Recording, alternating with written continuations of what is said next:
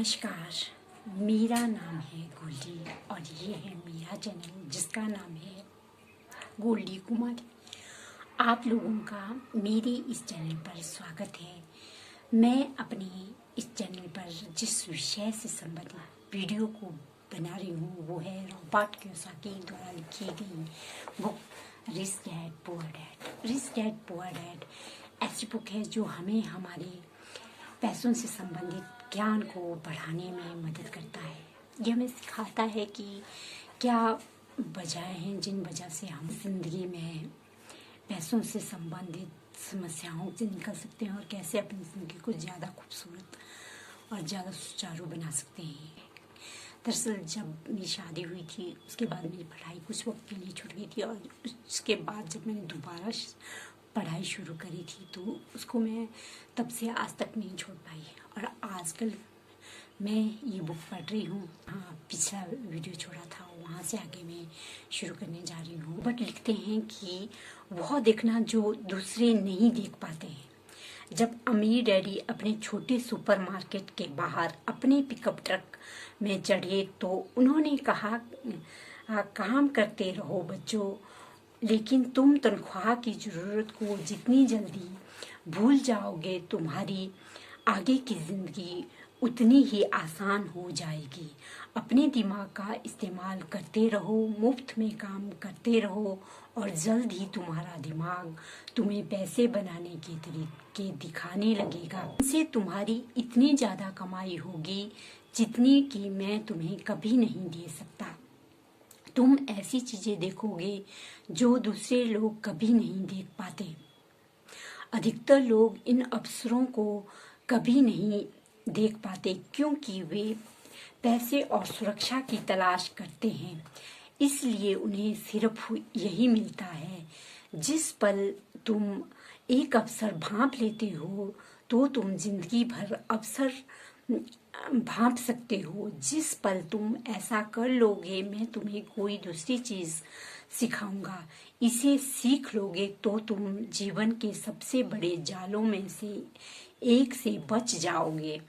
Mic और मैंने store से अपना सामान उठाया और हाथ हिलाकर मिसेस मार्टिन से विदा ली। हम पार्क में जाकर उसी पिकनिक बेंच पर बैठ गए और कई घंटे तक सोचते और बात करते रहे। स्कूल में भी हमने अगले सप्ताह सोचा और बातें की। 2 और सप्ताह तक हम सोचते रहे, बात करते रहे और मुफ्त में काम करते रहे। दूसरे शनिवार के अंत में मैं एक बार फिर मिसेस मार्टिन से विदा ले रहा था और कॉमिक्स बुक स्टैंड को हसरत भरी निगाह से देख रहा था। हर शनिवार 30 सेंट ना मिलने के बारे में सबसे दुखद चीज यह थी कि मेरे पास कॉमिक्स बुक खरीदने के लिए कोई पैसा नहीं था। जब मिसेस मार्टिन ने माइक और मुझे विदा ली तो अचानक मैंने उन्हें एक ऐसी चीज करते देखा जो मैंने पहले कभी नहीं करते देखा था। मिसेस मार्टिन कॉमिक्स बुक के सामने वाले पन्ने को आधे में काट रही थी। उन्होंने कॉमिक्स बुक का आधा कवर अपने पास रख लिया और बाकी पुस्तक एक बड़े कार्डबोर्ड बॉक्स में फेंक दी। जब मैंने उनसे पूछा कि वे कॉमिक्स बुक का क्या करती हैं तो उन्होंने कहा, मैं उन्हें फेंक देती हूँ।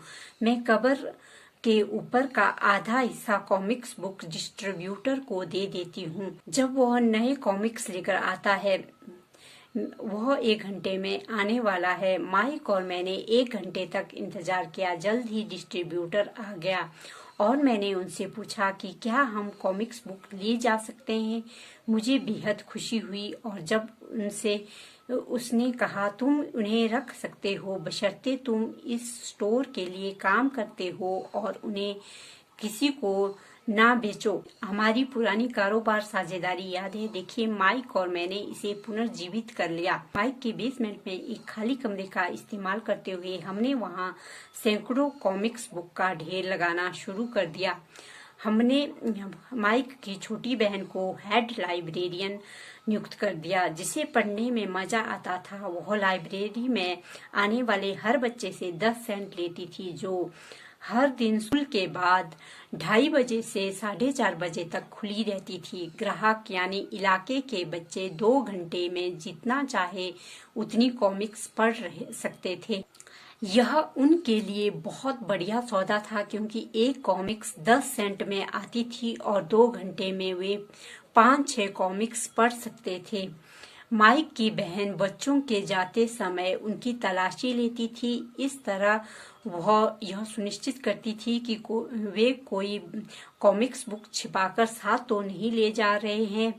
वह हिसाब किताब भी रखती थी और यह लिखती थी कि हर दिन कितने बच्चे आए, वे कौन थे और उनके सुझाव क्या थे। माइक और मैं 3 महीने की अवधि में हर सप्ताह औसतन $2.50 कमा रहे थे। हमने उसकी बहन को 1 सप्ताह में $1 की तनख्वाह दी और उसे मुफ्त में कॉमिक्स पढ़ने की अनुमति दी। हालांकि वह शायद ही कभी ऐसा करती थी, क्योंकि वह हमेशा पढ़ाई में लगी रहती थी। माइक और मैंने हर शनिवार स्टोर में काम करने और अलग अलग स्टोर से कॉमिक्स बुक इकट्ठी करने का अनुबंध कायम रखा।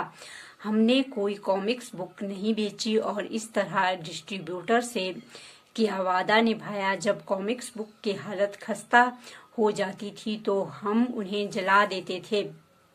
हमने एक ब्रांच ऑफिस खोलने की कोशिश की, लेकिन हम माइक की बहन जितने विश्वसनीय और समर्पित व्यक्ति को कभी नहीं खोज पाए। उम्र में ही हमें पता चल गया कि अच्छे कर्मचारी खोजना कितना मुश्किल होता है। लाइब्रेरी खुलने के 3 महीने बाद वहां लड़ाई हो गई। पड़ोसी इलाके के कुछ बदमाश लड़के जबरदस्ती अंदर घुस आए और झगड़ने लगे।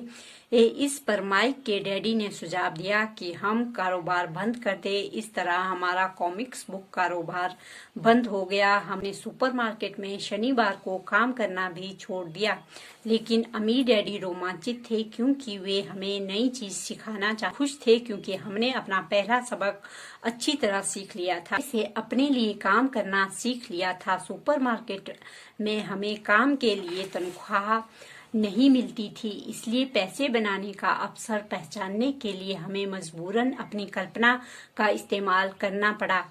कॉमिक्स बुक लाइब्रेरी हमारी खुद का कारोबार थी। उसकी बदौलत हम अपनी आर्थिक स्थिति का नियंत्रण रख रहे थे, इसलिए किसी नियोक्ता पर निर्भर नहीं थे। सबसे अच्छा पहलू यह था कि जब हम वहाँ शारीरिक दृष्टि से मौजूद नहीं होते थे, तब भी हमारा कारोबार हमारे लिए पैसे उत्पन्न करता था। हमारा पैसा हमारे लिए काम करता था। तनख्वाह देने के बजाय अमीर डैडी ने हमें अनमोल नसीहत दी थी।